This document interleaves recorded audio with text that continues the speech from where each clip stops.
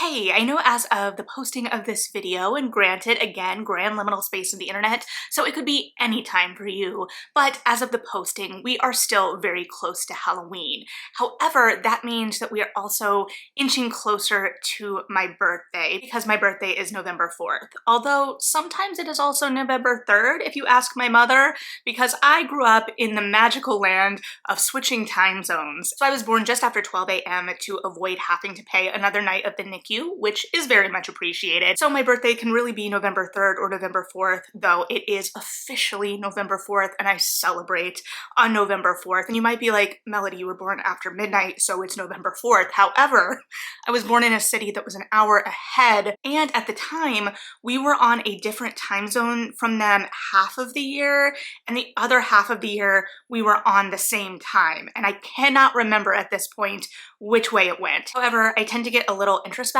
as we creep closer to my birthday. I thought this year we could funnel it if you'll indulge me, and to be fair, this whole channel is you indulging me if you're watching, but I thought we could talk about 33 books that have shaped me in some way in my reading life over my soon-to-be 33 years. Now, I thought that this would be a fairly easy exercise in that 33 books is a pretty significant number of books. However, while putting this list together, I was already kind of mourning the things that I had to pick between and leave out, and so even with a whole 33 books, it is but a snapshot of my reading life as I've kind of grown up, and I've tried to hit a lot of my main kind of reading eras with it, but there are of course things that have fallen through the cracks. RIP, that one summer I was obsessed with the Nancy Drew Hardy Boys crossover novels. Still, I think this list does represent a slice of me and my reading life, and also serves as a harsh reminder that 1990 is soon to be 33 years away. Because especially my younger reading years, I feel like when titles were big then, they were kind of bigger across the board. But that being said, I guess you'll have to let me know whether any of these, especially the earlier stuff, was something that you were really attached to as a reader as well. So without further preface, because I promise I'm going to try to not dwell on any title too long, let's jump into the books. And the first book is Hop on Pop by Dr. Seuss. I feel like most of us have a Dr. Seuss that was their Dr. Seuss, and I also feel like a lot of us probably have stories within their families regarding how you were as a reader as a child. Whether there was a bedtime story you asked for again and again and again until your parents had to hide the book, I don't know. But my story in my family is related to this book and this idea that I taught myself to read with this book. Now, as I've gotten older, I've questioned the validity of this. You know, it feels like a family urban legend at this point in the way that one, Hop on Pop is very simple, and two, I may have just memorized it. And while I did grow up under No Child Left Behind and the real escalation of testing in schools, and so I know that I was consistently reading above grade level, but I also kind of push back against that in the sense that as a bookseller in the children's and middle grade departments, I was always being told by parents and adults shopping for their children that their children read above grade level, which could absolutely be the case, but it seemed like no one wanted to say their child read on grade level or even below grade level. And ultimately, there's nothing wrong with where a child is at as long as we're fostering a love of reading. Now, I am saying this as a reading advocate, not as an educator, because I know there is a lot of work that goes into getting a child to grade level in terms of reading, and that is incredibly important work. But anyway, my family tells me I learned how to read with Hop on Pop. I was but a child before kindergarten at the time, so I have no real way to prove whether this was true or false, but it is a really nice memory I have with one of my aunts because I believe I was reading on her lap when I supposedly started reading this book. So I would like to believe it's true, but you know how memory kind of twists into storytelling at some points? I don't know how much of this memory is storytelling at this point. And then I have one more picture book I want to talk about, despite the fact that there were so many picture books that left such a lasting impression on me at this time. I am grateful for all of my teachers who read to us and imbued it with such joy and wonder. But this next book is kind of more a series, but also the books, and that is Stregonona by Tommy DePaula. Now, when I was a bookseller, they came out with the anthology of the Stregonona books, and I lost it. I was so excited. I don't think there was anyone else at my store who was quite as excited for this random title that came in as I was, because it was so nostalgic for me. And in the same vein, I was very excited when they announced the stamps, the Stregonona stamps, and I got a couple sheets. And I told my mom, who gets us stamps in our stocking pretty regularly for Christmas, how much I love the Tommy DePaula stamps. Now, I'm not saying that if I don't get them, I will be devastated. If you are watching, Mom, it's okay. I did get the stamps. But if they have them available, I do love the Tommy DePaula stamps. And the Stregonona books are about a witch in a village. It's a little bit historical, a little bit fantasy. There is this sense of community and wonder to it. And she also happens to have this hapless assistant. But I had a couple of Stregonona titles, one gifted to me by, I believe, my first grade teacher, and another that I had signed, because Tommy DePaula was also my first author signing. And even the signature here took me back, because there is such an intention to this signature that I don't know that we see as much today. But I just truly loved these books as I stumbled across them, because I don't know that I've read all of the Stregonona books. I have read all of the Stregonona books that I had access to growing up, and there is something especially wondrous in how I discovered books growing up, and how I think a lot of us do, where we just kind of stumble across things. And speaking of stumbling across things, one day I stumbled across a book in Barnes & Noble that would lead to a lifelong obsession, interest in a specific topic. We had the trend going around recently about men thinking about the Roman Empire all the time, despite the fact I don't know how valid that actually is. However, there were conversations then about what is the Roman Empire for women. And one of the topics raised was the Tudors, and the Royal Diaries, Elizabeth I, Red Rose of the House of Tudor, definitely started that interest for me. This was written by Catherine Lasky, who is probably now better known for her Guardians of Gahul Owl series, which I have not read, but I definitely read this. And this was the era of like the Dear America, My America series. Now, I still have some beef with that series, despite the fact that I loved the Dear America books. However, I don't love that the girl books are Dear America and the boy books are My America, because the girls can't claim America as ours, or guys can't write in diaries. I don't know, but those books were huge when I was in elementary school. I loved them. They had a whole separate stand in our library so we could access them easier, and as many of you probably know, because I'm assuming a lot of you are of an age with me, and that could be an incorrect assumption, I don't know. However, the Royal Diaries were a spin-off of this series, because of course, by nature of these being royal diaries, we weren't talking about anyone in America, so they weren't the Dear America series. Now, when I picked this book up in a Barnes & Noble back in the day, I was allowed to pick out one book, and I picked out this book because it had golded edges and the girl on the cover had red hair like me, and I had no clue the special interest I was about to be walking into. And it's amazing what parts of this book stick with me. It of course invigorated my shipping of Elizabeth and Robert Dudley, which as an adult is obviously a lot more complicated than that childhood friendship. I really appreciated how it explored the relationship between the Tudor siblings, playing cards in Mary's rooms, the way that she played with Edward and how fragile he was, whether the truth of this was accurate or not, her exiles of a sort to Hampton, the way that Catherine Howard might be haunting a particular hallway, at least according to legend. There's just a lot of history there and a little bit of space, but the way it could be told so distinctly through a young girl's eyes was incredibly appealing. I would guess the modern equivalent of the Dear America, My America, Royal Diaries series would be the I Survived series, but I remember absolutely loving them, and there is a lot of nostalgia for those books, especially online. They came with the deckled edges, they came with the book ribbon, and they are a hot collector's item for some millennials. So when I happen to wander into a half-price books, because we don't have any in the city proper, I do keep an eye out for any Dear America books. And then a huge book of the 90s and early 2000s, but potentially a surprise in that I talk pretty regularly about how I don't really gravitate toward man versus nature plot lines. However, as a young reader, I loved Hatchet by Gary Paulson, and I also loved My Side of the Mountain, but really Hatchet was the one that kicked it all off. I still really remember the claustrophobia of Brian hiding in that cave. I read The River, I read Brian's Winter. Brian's Winter and The River were not as good as Hatchet, but I spent a lot of time in that world. And when you think about it, this book is kind of wild. It involves Brian, who is in a single person plane with the pilot.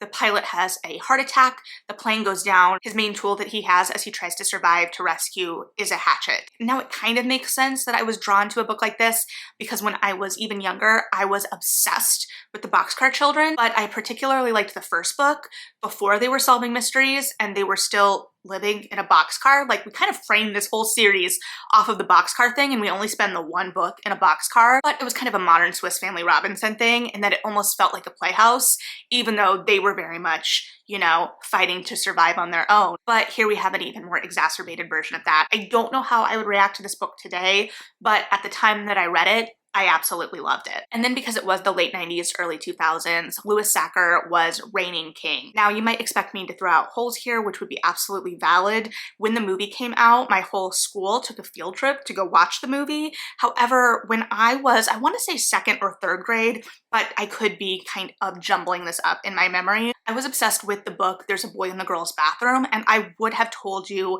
that was my favorite book. I, of course, remember the concept of there being a boy in the girl's bathroom, but I probably correlate that more with the episode of Boy Meets World where Corey and Sean go into the girl's bathroom and are shocked that there's a couch, more than the actual book. And I was also obsessed with the Wayside School books around the same time, and I remember much more about those. I have more mental images associated with them. I would go on to sell them even as a bookseller. They were a little bit quirkier, and to my memory, There's a Boy in the Girl's Bathroom was a little bit more of like a hard-hitting, real-world issues kind of book with some humor thrown in. However, that really was his bread and butter, because when you think about it, that was also what Holes was. And regardless of what I really remember about this book now, because there are going to be some books like this where I don't really hold on to a lot, despite the fact that it made such an impact on me at the time, this was one of those books. Because what I do distinctly remember is that there was a time in my life, if you had asked me what my favorite book was,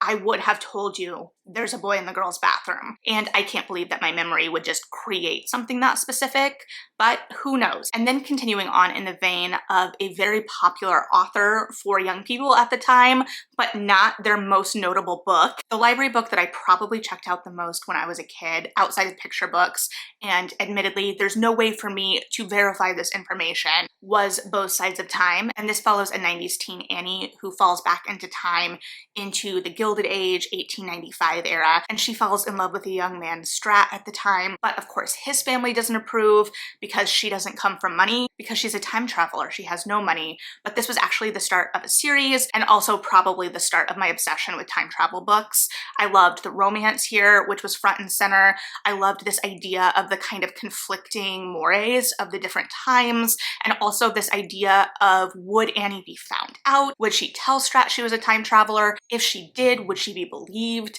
Eventually, he does know that she's a time traveler, and him believing that, and his insistence on saying that, especially to his family, leads to some trouble for him. But I remember just absolutely loving this series and revisiting it again and again in a time where I was doing a lot of rereading because my discovery was really limited to the library. And so when I found favorites, I would revisit them a lot because I didn't have the sense that I was getting new titles as often as maybe they were being processed, or maybe I wasn't just interested in everything that was being processed.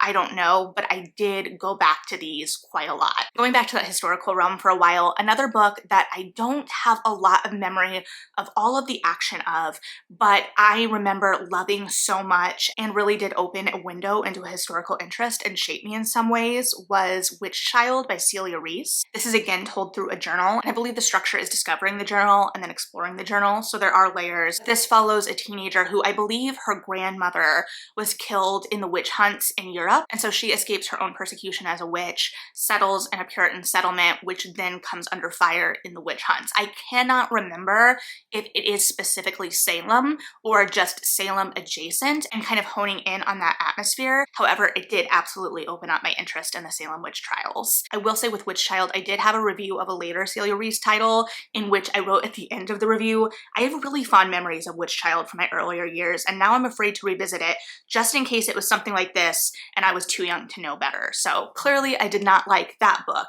but I still have those fond memories of Witch Child, so I clearly have not tested that theory. I guess if anyone's read it more recently, you can let me know if it's held up. And then more on the fairy tale-esque side of things, because I have always loved the kind of fairy tale-esque feeling fantasy. I've always loved the fantasy worlds, and unsurprisingly, for a woman of my age, Ella Enchanted by Gail Carlson Levine. However, Ella Enchanted, I don't know if I read first.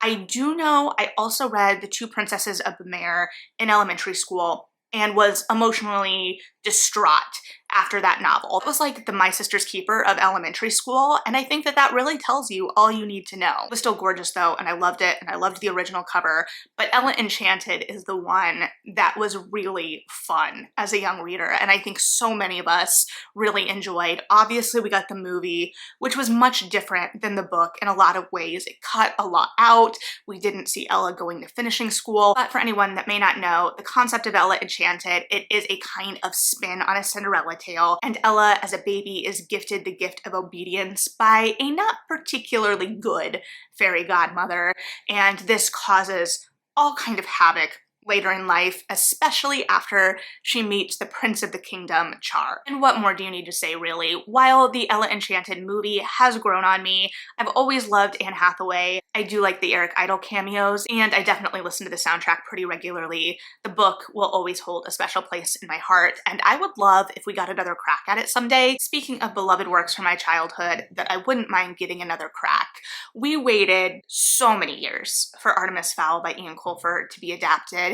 And what we got, if you remember, I talked about it early in my channel days because I was not pleased, but I loved these books growing up. I stood in line for an Iron Man novel at BEA in like 2016 just to get to meet Ian Colfer and tell him how much Artemis Fowl meant to me and how I grew up reading it. And he said in his delightfully Irish accent that I will not attempt to replicate, basically along the lines of, oh, when you were a wee girl then. And I was a wee girl. I just loved these books. They were so fun. There was that sense of the hidden world. Artemis Fowl was my first introduction to an anti-hero, and everything I kind of fundamentally loved about this series is what they got wrong in its translation, because Artemis wasn't likable at first, but it was fun to watch him, and it was fun to watch a kid that had all this power, that could get one over on the adults, that had this knowledge of this secret hidden world, and could then get one over on these fantastical fairy tale creatures. And the kind of high-tech fairies were fun. It was fun watching Artemis and Holly's relationship grow over the course of the series. My one caveat is that I haven't technically finished this series because it was obviously coming out, or maybe not obviously, it was coming out as I was growing up. So the last book I read, I think, was The Time Paradox, because I didn't read any books after the twins were introduced, not because I had anything against the twins. It was just kind of when I was aging out and I just never circled back, although I have been thinking about that a little bit more actively recently, especially knowing the twins have books of their own. But I just loved this series. I was still actively selling it as much as I could as a bookseller because it meant so much to me. So I still have a lot of love in my heart for that series. I promise I'll speed up as we get to the more recent titles, but this is kind of like laying my foundation as a reader. And part of that foundation is the Princess Diaries books by Meg Cabot. Now, I debated which Meg Cabot to ultimately choose here because Meg Cabot was my most read author until I presume a couple of years ago. I don't know because Goodreads got rid of the Your Most Read Author feature, so she could still be my most read author. I don't know. However, back in the day, I would just wait for a new Meg Cabot book to be processed at the library. And I would specifically get them from the library after the first two Princess Diaries books because I read them so quickly. Now, the first two Princess Diaries books, however, were a birthday present. I want to say maybe my 11th birthday. I don't know for sure, but they opened up just such a world there for me and definitely were part of the zeitgeist, not only with the movies that would be born of them, but just Meg Cabot as a writer and the Princess Diaries series at all, which followed Mia for so long. It felt like we really were growing up with her. And there was a quirkiness and an honesty, and this was written in a teen voice that I don't know that we have the equivalent for today. Like if we're looking at the young teen, I do know that we have the modern middle grade series following Mia's half-sister, but it's just not as prevalent as it was back in the day. This was the era of the Sisterhood of the Traveling Pants and Angus and Thongs and Full Frontal Snogging and the E. Lockhart books before We Were Liars. So I don't know that I really need to frame the Princess Diaries for you because it's been such a big part of the pop culture zeitgeist, but one, the books were very different than the movies. Grande Marie in the books was a lot snarkier, a lot colder. Mia's father was still alive. Her friend group was a little bit more robust. Tina had an obsession with romance novels, and part of the appeal was the relatability, despite the fact that Mia was this princess, because she was just another teenage girl like us, which made it feel more familiar and also gave gave us this sense that, oh, maybe we're special too, because this girl who's dorky like us and has this ridiculous inner monologue is also a princess. And something that's really special about this series and the Artemis Fowl series for me is that I still have memories of like physical placement of reading a couple of these books. An Artemis Fowl book I remember reading out on my front porch. It's just a little sliver, a little snapshot, nothing too particular, but it's also an invitation to visit a past me in some ways. Probably I'm just being a little too romantic about it, but it's a nice kind of thought. And then in the same vein of Hatchet and things I would tell you today I'm not particularly drawn to, but really shaped me once upon a time, I would tell you today I'm not particularly drawn to dystopias. That remains true. However, once upon a time, I absolutely did love the Uglies series. If you don't know, Uglies follows a world in which on a milestone birthday, probably 16, 17, I don't remember the exact birthday, it might even be younger, you basically can get like all of these really complex plastic surgeries to change your appearance. And if you don't, it is not looked well upon. In fact, our protagonist, Telly Youngblood, finds all of these rebels out in the woods who haven't had the surgery, and also looking at how these surgeries also maybe modify your mind. Scott Westerfeld and M.T. Anderson kind of live in the same young adult realm for me, in that they kind of had a wide and diverse body of work, but Uglies and Feed in particular, I think, visualized a future that seemed as a reader at the time very far off and kind of fantastical, and looking back seems oddly prescient, but the important part was that Uglies was my Hunger Games. And then The Hitchhiker's Guide to the Galaxy by Douglas Adams. This was having a moment when I was a teenager, especially with the movie being released. I loved the book series. I thought it was hilarious. I was in middle school, I want to say at the time, or maybe early high school, but I read the books, I loved the movie. This book is kind of indicative of the sense of humor at the time, or my sense of humor at the time, I guess. But The Hitchhiker's Guide to the Galaxy continues to be very nostalgic for me, and I do still really love that kind of dry, odd sense of humor. And then we have a return to time travel with the Named trilogy by Marianne Curley, which was one of the first series that I was really actively engaged with as they were releasing, to the point where it was the first time I ever emailed an author. And she wrote back, which means as cringy as that communication is now, looking back on it, I will never get rid of that email account until potentially forced to. Now, what I loved about this series is that it was time travel, but it was also like this secret society that was kind of policing time in a way, and they were fighting against the Order of Chaos, which may have been the actual name of this group, who was basically trying to mess things up for their own ends. And so these teens would be sent on missions to save time. Now, the time part was mostly in the first book. The second book was kind of an exploration of an underworld of sorts, a liminal space, and also was an early precursor of the kind of obsession of a romance between a teen girl and an immortal being. But listen, I ate it up. I still have these books in my childhood bedroom,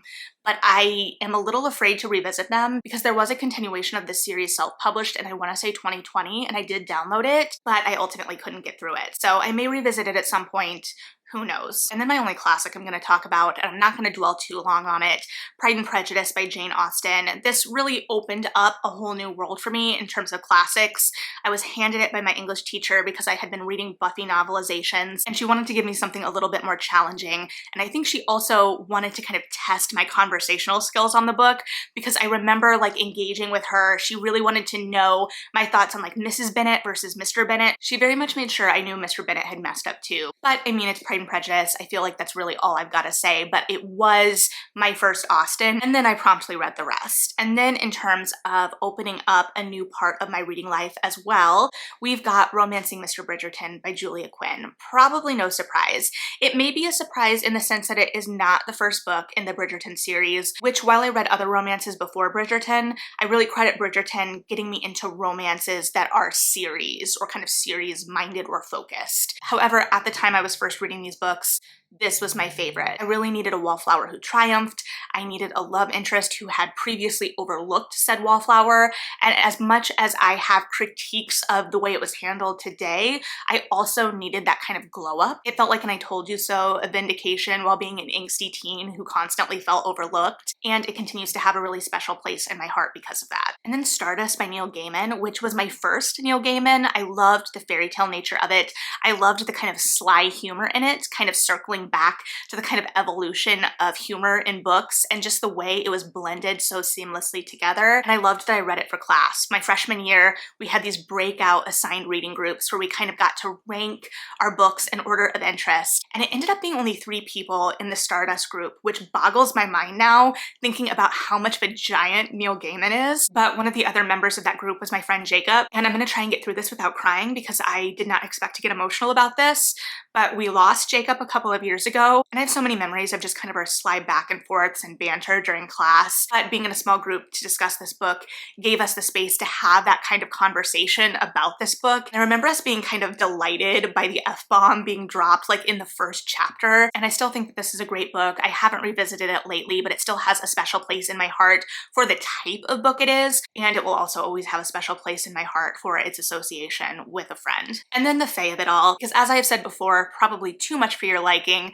the Fae were incredibly popular in books when I was growing up, and there are so many directions I could have gone with this. I could have gone with early Holly Black, I could have gone with the Wicked Lovely series by Melissa Marr, but ultimately I settled on the Fever series by Karen Marie Moning because it really started to bridge my reading into like the darker and the grittier and the more adult. Previously, I had read her time travel Highland romances. I have not finished the Fever series. The first kind of run of the series, I want to say, was like 5 books, which I have read all of them, and it had a real tight button at the end of that series. And then we had what was supposed to be a spin-off offshoot series following another character that kind of came up in the first series, but it seems like she kind of wrote herself into a corner, and so then we ended up bringing kind of our main characters from the original Fever series back in a way that kind of undid a lot of the first series. So I still have a book or 2 to finish, but I was obsessed with this series when it was first coming out in the 2000s, mid to late 2000s, into college. I remember reading a cliffhanger involving Barons in my dorm room in college, and I just loved the back and forth, the real slow burn of Michaela and Barons, as well as this kind of grumpy sunshine dynamic amped up and exacerbated by the immortal, mysterious being that is Barons that we find out about kind of in sprinkles. But I also loved the really dark Fae in this, and the books did become darker, but the way the Fae world was bleeding into the real world, the crossover between this series and we started to see some of the Highlanders that appeared in her romance series, so it really kind of tied this whole universe together, and I just thought it was a lot of fun. And while this wasn't classified as romance at the time, especially because the books don't necessarily have a specific romantic arc from book to book like we would think about in something like Cheryl and Kenyon, these books really were kind of indicative of like the supernatural urban fantasy space we were sitting in at the time, and I do think we're a precursor for the Fae as we are enjoying them today. And then Rebecca by Daffy du Maurier. I talked about My Cousin Rachel in Books That Scared Me, but Rebecca really started my fascination with not only Daphne du Maurier's work, but Gothics as well. It really was my first introduction to the Gothic, and I just loved the atmosphere. I loved the voice. I loved the danger lurking, this sense that there was this haunting, but not really at the same time, or was there? I just loved this book, and it really opened a new world for me, and this starts to transition us into college reading as well, because I went really heavy into my Daphne du Maurier phase in college, mostly because they were available to me in the campus library. And then because I was a theater student in college, let's talk about a couple of plays. I could talk about so many plays, but I'm only going to talk about 2. The first being Intimate Apparel by Lynn Nage, because this was my first introduction to Lynn Nage, who is now one of my favorite playwrights, despite the fact that I still haven't read Clyde's, but I really loved how tender this play was. Intimate is correct. It was also the first play I was called back for in college. I only auditioned, I want to say 2 semesters, mostly because I really was trying to push myself out of my comfort zone. I really had no intention of performing in college, which was good because I didn't ultimately, but there was something really vulnerable about getting up and auditioning in front of not only your teachers, but your peers. And so I did that my first semester freshman year because my acting professor, Miss Dwandra, was directing Intimate Apparel, and she ended up calling me back for the show, probably to push me out of my comfort zone as much as the whole audition process was. And I so lucked out walking into Miss Dwandra's classroom, and I lucked out doubly because I assumed she selected this play to direct, and so then introduced me to my first Lynn Nage, but far from my last. And then I feel like every theater student finds that one play that kind of becomes their personality in undergrad, or maybe I'm saying that just to make myself feel better, because I definitely had a play that became my whole personality, and that play is Arcadia by Tom Stoppard. I saw the Broadway revival production with Raul Esparza, and it was my first straight play on Broadway, and it absolutely blew me away. Now, this was absolutely a play that was going to appeal to me because it has 2 timelines running at the same time and kind of weave in and out of each other, so in a way it kind of feels like like time travel or historical fiction, and it's also incredibly academic, like it's playing with big thoughts. I would say philosophical, but historically I don't consider myself drawn to philosophical things. That being said, I'm constantly proving exceptions to the rule, right? And there's also a sexual energy throughout the whole play, so yeah, that play became my personality for most of undergrad, at least sophomore year on. And my professors would probably confirm that. I lobbied really hard to get it into the production season, but alas, not hard enough. So now we have the books that I am going to try and speed through a little quicker just because they are more recent. But the first is The Night Circus. This was one of the first books I read based on publicity around publication, and it absolutely blew me away. I loved the lyricism, I loved the romanticism, I loved the angst, and the pictures painted in this novel are just gorgeous, and I loved the conceit of these dueling magicians. If for some reason you haven't picked up The Night Circus yet, I'm not going to pretend I'm the one introducing you to The Night Circus, but if you need that extra little push to finally pick this one up, it is a beautiful novel for the fall or the winter. And then from falling in love with Gothics with Rebecca, we have a couple of titles that have continued to evolve that perception of Gothics and just the intertextual conversation, but a book I absolutely loved and need to revisit is The Shadow of the Wind by Carlos Ruiz Zafón. And this is not only Gothic and atmospheric,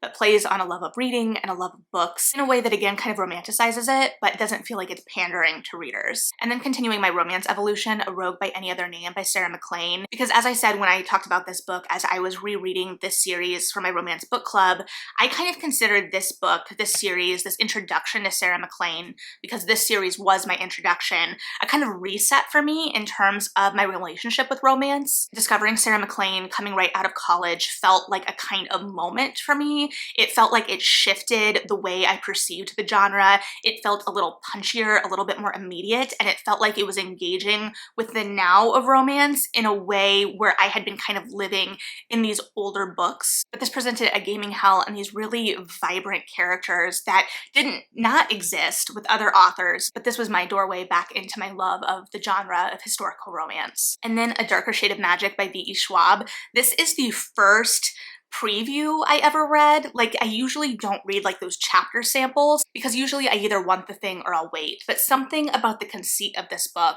really just got under my skin. And I downloaded the early preview and like devoured it while eating lunch one day and couldn't wait to get my hands on this book. This actually is my second copy. I have a hardcover in my childhood bedroom because I was still living at home when I first bought it, but V.E. Schwab came for a book signing years ago and I couldn't just get the last two signed, so I did get a little emotional when I saw that this was inscribed with Ostravars, but we don't need to talk about that. And then a book I don't think I've actually ever talked about here, Delicious Foods by James Hannaham. This book was recommended by Book Riot when it came out. I was reading it when I first interviewed for my bookseller position, so it's kind of intrinsically linked mentally with kind of becoming a bookseller. It was conceptually weird and darkly humorous with searing social commentary in a way I found myself gravitating to more and more the older I got. And it was a book I convinced the rest of my coworkers to read and love just as much as me, to the point where we made it our hand sell at one point, and it did not perform as well with our patrons as it did for our staff, to the point where we got a new manager at some point that I had a great relationship with, and he was kind of talking about that hand sell that didn't do so hot, and I was like, yeah, I picked that one, in a way that kind of became a joke because I was a really good bookseller. I took pride in matching people with their tastes, but I was just so personally passionate about this book, and all of the booksellers in the store became passionate about this book. It just apparently had a little too weird of a concept for our clientele, but if I could convince you to now look into this book, it is well worth your time. And then 2016 was the year that Book Expo was held in Chicago, and the only year I got to attend. And despite the fact that at the time it was pretty well known that it was considered a pared back BEA, it still absolutely blew me away and introduced me to two books that I continue to hold in very high esteem, hold a lot of love for to this day. The first book is The Girl Who Drank the Moon by Kelly Barnhill, which is a magical middle grade with a voice that is very reminiscent of a modern fairy tale, a swamp monster, and a perfectly tiny dragon. If you have by chance watched my review of The Ogress and the Orphans, and for some reason have not read this book yet, it is a work of art. I absolutely adore this book. It was a favorite of me and Mandy, my good friend who was the children's lead at the time, and at the time I read it, I wrote, "The world is good, go see it.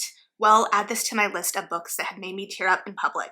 A beautiful modern fairy tale. Like, seriously, this book is about triumphing over sorrow and corruption and remains hopeful of the world's beauty and goodness. And that hope became very much needed after it was released. I absolutely need to revisit this book. I love Barnhill's language, and it shines so brightly here. And then the book. The book I did not go to BEA expecting to grab. I just happened to get in a line off of like a vague interest, and this has become a book that has lured me back to a book club. Like, they specifically picked it to read and talk about to kind of lure me back, as well as a book that I have recommended to friends, bartenders, acquaintances, Lincoln and the Bardo by George Saunders. It, perhaps unsurprisingly, takes place in a liminal space. There is oddness, there is humor, there is a historical angle because it is following the death of President Lincoln's son and takes place in the graveyard where he is buried and the ghosts therein. I've read this book multiple times. I need to revisit it, but my only real critique of the book is slightly related to the formatting because it is told a little bit like through script dialogue almost, but it's not written like a play or a screenplay where the speaker would be above its text. And so that can get kind of confusing because you don't always know who is speaking ahead of time unless you glance ahead before you read the text, and that can impact the interpretation of what they're saying. But once you kind of adjust to that, it becomes easier. But I love this book. Because it is told in that manner, it does read very quickly. It kind of moves between like historical like snapshots and snippets and this kind of goings on in the graveyard. It's obviously dealing with grief and death, but it has a real humor and heart to it. It's coming from George Saunders, who previously to this release was primarily known for his short stories. And so it has that sense of the odd that are in his short stories in the novel. And it also has the economy of language and the real punchiness where everything feels incredibly intentional, which I very much appreciated. And then a book that needs no introduction because I talk about it all the time, Things We Lost in the Fire by Mariana Enriquez. Now, I had read weird short stories prior to this. I fell in love with things like Get in Trouble by Kelly Link, but this really kind of opened up the world of weird short stories for me and made me kind of like really hone in and realize what I'm attracted to, that I like that weird, that I like a little bit of the danger sometimes, that these felt kind of like ghost stories, but there was so much more going on. I was delighted earlier this year when Our Share of Night had a connection back to a story in this collection, and just this one collection made Mariana Enriquez an auto by author for me. And while I had read Samantha Schweblin prior to this, I really think that this cemented my interest in Argentine literature. And then a book I definitely forgot to fit in more chronologically, but Station 11 by Emily St. John Mandel. This was one of the books, as I was coming out of college, 2013-ish, 2014, had some excellent fiction. We have this, we have The Bone Clocks, these really haunting kind of operatic novels, and really kind of helped me find my footing as an adult reader in what I was interested in, because both were literary fiction that had more speculative elements, and I really found myself attracted to those speculative elements, the odd, the unusual, the things that can kind of underscore these larger human conditions and emotions. And while I originally picked this up based on a Book Riot recommendation that mentioned a cult that turned out to be a very small subplot of this novel, this book absolutely blew me away. Its language, its exploration of the human condition, its heart, this book was absolutely a game changer for me as a reader. And then 2020, because it feels like I have a kind of gap in between 2016 and 2020 in which I read so many good books, but so many books from 2020 have kind of stuck with me. And it may just be recency bias, it may be the kind of moment we were in and the solace these books offered, but there were multiple books that I read in 2020 that I consider amongst my favorites now. The first is probably no surprise. I mean, none of these are going to be a surprise because I started talking about books in 2020, though in a much rougher form, but Mexican Gothic by Silvia Moreno Garcia kind of brought my love of the Gothics full circle. And we definitely, I would argue, are very much in a Gothic moment right now, but I think it was this book that helped kick that off. And I loved the layers here. I love that it plays into the parts of the genre that readers who enjoy the genre enjoy, but also critiques and is in conversation not only with the genre, but engaged in larger social conversations. So this book sits in the genre it's exploring, and in some ways is so much bigger and is not a very hefty book to accomplish all of that. So I absolutely loved this book, and it lived up to all of the hype that I was building for it based on this gorgeous cover and the exciting premise. And then Pet by Akwaeke Emezi, which I've talked about so many times on this channel, but this book just really blew me away with its kind of conception of community and how we care for one another and how maliciousness can kind of sneak in with complacency. This book was incredibly nuanced while having a kind of fable, fairy tale-esque voice similar to The Girl Who Drank the Moon, but in a much more concise, compact kind of delivery. When I first read that book, it was the kind of book that made me sit back and want to discuss it. I imagined the meaty conversations it could spark for students in reading exercises similar to when I was in school, so I love it. And another book I love, Legendborn by Tracy Dion, which needs no introduction, but this is an Arthurian legend exploration that is also in conversation with the Black American experience, and there's just such a scope here. It's active, it's romantic, and it harkens back to the fantasy YA, the adventure that I remember reading as a teen, while also building out a world and characters with incredible depth and nuance. And I absolutely adore Bree as a protagonist in this series. I love that her emotions, her grief in this book are given so much weight, and she is not rushed through them, and she's allowed to feel anger in the second book.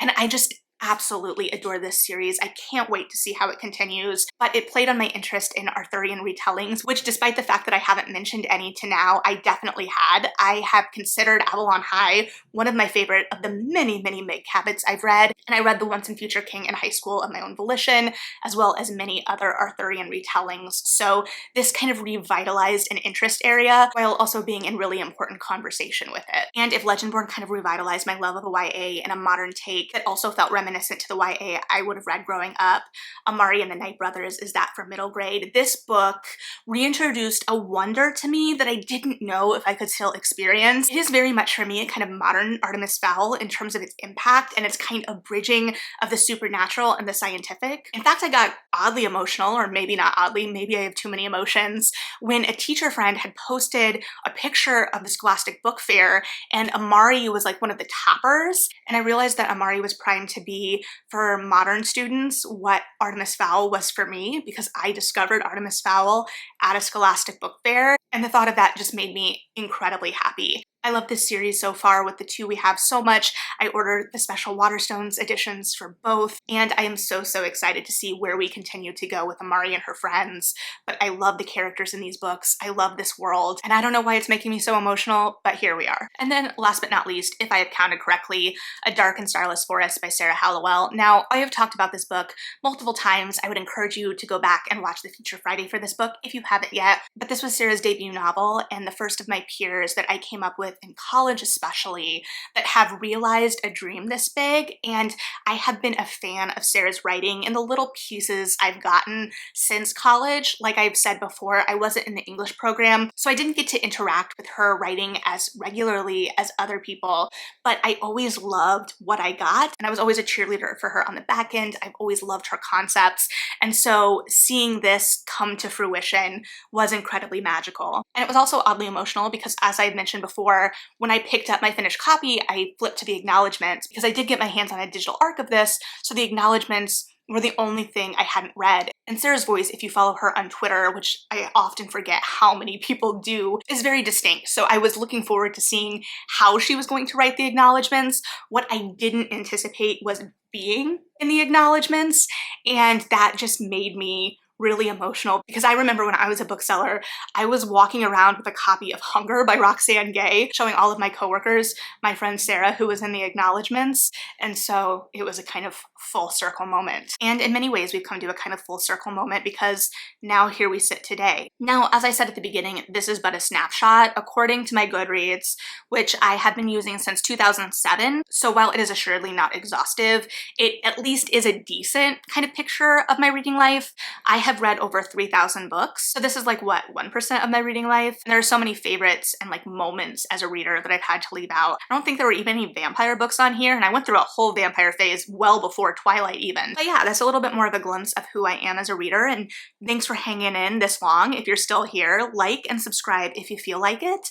Let me know if you've read any of these books and what your thoughts are. What are some of the books that kind of shaped you as a reader and you think of as formative in your reading life? But thanks for being here, whether it's it's just this video or you pop in more consistently. Would love to have you hang around and subscribe if you feel like it, but no pressure. Most importantly, as always, read something good. Here's to 33 on the horizon, and yeah, bye.